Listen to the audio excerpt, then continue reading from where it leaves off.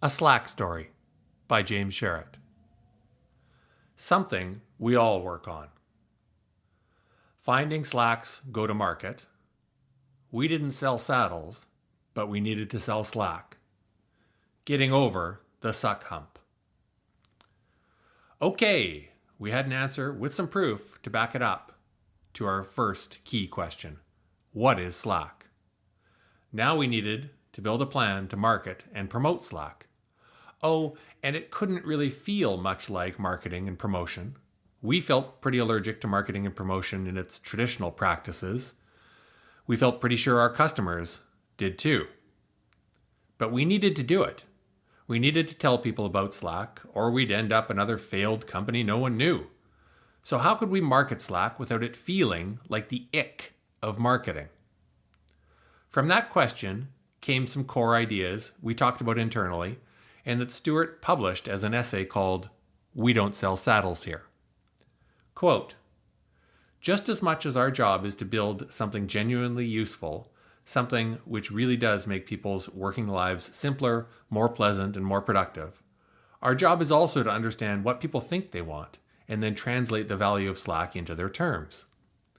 A good part of that is just marketing, but even the best slogans, ads, landing pages, PR campaigns, etc., will fall down if they are not supported by the experience people have when they hit our site, when they sign up for an account, when they first begin using the product, and when they start using it day in, day out.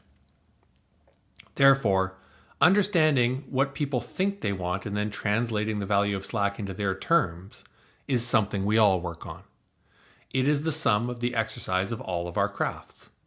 We do it with copy accompanying sign-up forms, with fast-loading pages, with good welcome emails, with comprehensive and accurate search, with purposeful loading screens, and with thoughtfully implemented and well-functioning features of all kinds. End quote. The whole thing stands up very well to the 12 years since its creation, and I'd say is well worth reading in full if you want to learn about what was happening at Slack at the time and in the years that followed. As a side note, even the essay itself, shared first with the Tiny Speck team internally, and then shared publicly with the world just prior to our paid product launch, acted in the strategy it espoused. It was marketing and brought more people to Slack. So let's dig a bit deeper on the next key question we faced. How to market Slack. How to get beyond features and functions to help people see the incredible promise available to them if they used Slack, and how to work backwards in our customers' experience to get them to the experience we knew could be transformative. To start, we had a graph that told us one thing and led us to the most important thing to work on. Getting over the suck hump. The graph I'm talking about arose from a conversation Stewart and I had about how to get people to change, which was hard, and change against a collective action problem, which was even harder because they needed to change and they needed their teammates to change. We talked about this two-stage problem before. Quote, so we had both a cold start problem, why would I use this if there's nothing in here to use it with, and the multi-user problem, who would I use this with if the people I communicate with aren't on it? There was a huge amount of friction to get people to begin using Slack and to get their teams using it. End quote. From that understanding, I drew a rough series of lines on a whiteboard trying to represent the experience of most folks transitioning to Slack. Stewart made the drawing digital.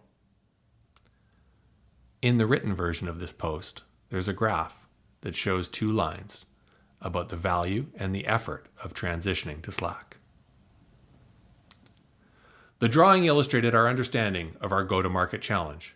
We had to get people to believe in the incredible promise available to them with Slack because they had to get over the suck hump to get to the wow, great ROI promised land. Right, so how? That was the question I believe everyone at Slack felt a responsibility to answer in their own part of the organization once they read We Don't Sell Saddles Here. It had become the most important thing to work on. We needed to launch sometime. We needed to figure out how to get people over the suck hump as well as possible for that launch. For me in marketing, here are a few ways that getting over the suck hump showed up and became part of our larger strategy. Finding an enemy. Email, yes, but more too. Email as the representation of what people found frustrating in their work. Email as stodginess, as control, as stalling, as information hoarding from those unwilling to embrace change. Email as the enemy everyone had to bear and defeat every day to actually get their work done. Making change inevitable. Email is a remnant from an analog world. It's in the name, an abbreviation of electronic mail. It has a to, a from, a subject, a signature. It's paper memos in digital form that travel from person to person and confined to the people who are explicitly defined as needing to see it. It's closed to everyone else by default. Moving to a digitally native communication system where information is open for everyone by default, instead of being locked into the inbox of someone, is inevitable. Slack as wedge for change. What do you want to change in your work? Slowness of decision making? Slack accelerates that. Closed levers of power based on information hoarding? Slack fixes that. Opacity of responsibility and accountability? Just put a Slack on that. These were the prime ailing symptoms that required change to fix, and Slack was the general purpose painkiller. Alignment with customers. Slack could only succeed if our customers succeeded. We needed our customers to succeed. Use Slack and find it valuable? Great. Only then would you keep using it. Like Slack and find it improves your teamwork? Excellent. Then invite others onto the product and help them too. Want to be a driver of good change in your team? Super. Bring in Slack and you'll build your reputation as an innovator who improves their organization. Others in your team will want to drive change too, and you'll pull them into your way of working quicker, more transparently, more autonomously. Looking back on our landing page variants, can you see how we were already trying out some tactics to get our customers over the suck hump? Some messaging to see what stuck and what got a response? Yeah, me too. It's experiments all the way down. Who do you want your customers to become? Stewart had read an HBR article titled, "Who Do You Want Your Customers to Become?" by Michael Schrag. He'd passed the article on to me. I read it and we talked about often, and its subtext was frequently felt in our decisions. Stewart never said as much, but it seemed like he was on his own self-guided course in marketing. Glitch had failed because it had not found a market. He'd felt the pain of laying people off and not succeeding. He didn't need to touch the stove twice to know it could burn. He wanted to fix his failure by steeping himself in marketing and learning how to avoid it again. In a board meeting presentation, Stewart shared with us one bullet on the positioning slide read, "Who do you want your customers to become?" Productive and capable employees who have the confidence of knowing that any information which might be important to them is just a search away? We have some big asks. Use our product for a few hours every day. Stop using email for internal communication. Switch to a model where team communication is public by default. We didn't just want to launch a product with better chat. We wanted to help people be better versions of themselves at work, and to work with other people like them in better teams and organizations. If anyone had asked me before my Slack journey whether beliefs drove behaviors or behaviors drove beliefs, I would have answered that it didn't really matter in marketing. It could be either. But for a new product, I wanted to work on changing people's behaviors, not their beliefs. To change their behaviors was easier and faster. I didn't have to convince you a Big Mac is good for you or a smart choice. I just had to tell you about it when you're hungry and to have a restaurant nearby that can serve it to you quickly, reliably, and cheaply. You can buy something whether you believe in it or not. Then once behaviors are changed, the human intolerance for cognitive dissonance acts to change beliefs. Maybe that Big Mac isn't so bad in a pinch. At least, that was what I believed before Slack. What we were proposing to do was the opposite, to change people's beliefs so that they changed their behaviors. It was very risky. We needed them to believe a better way of working was possible to try our product. They already communicated, so what if they could communicate better? As Stewart put it, paraphrasing, "Who do you want your customers to become?" quote, "A central thesis is that all products are asking things of their customers, to do things in a certain way, to think of themselves in a certain way. And usually that means changing what one does or how one does it. It often means changing how one thinks of oneself.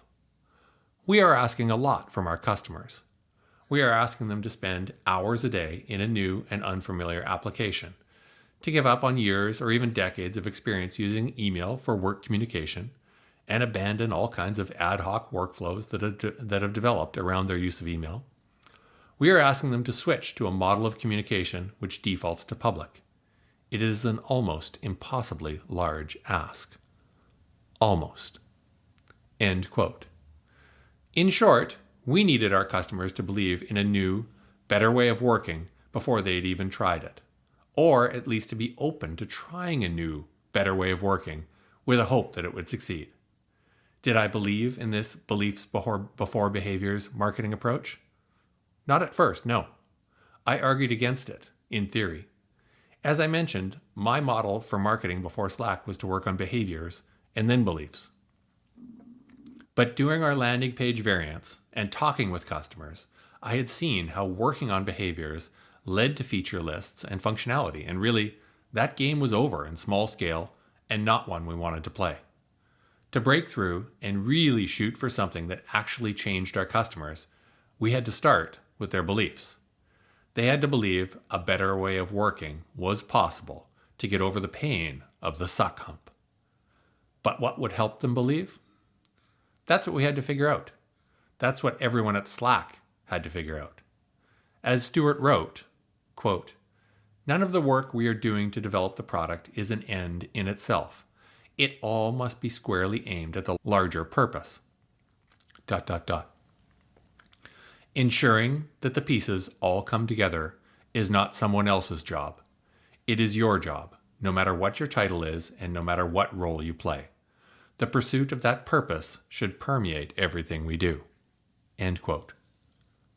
And, as we ramped up to launch, that purpose loomed large. The moment of truth would arrive soon. We wrote it on the screen, on the whiteboard. August 12th, 2013. Launch day was coming very soon.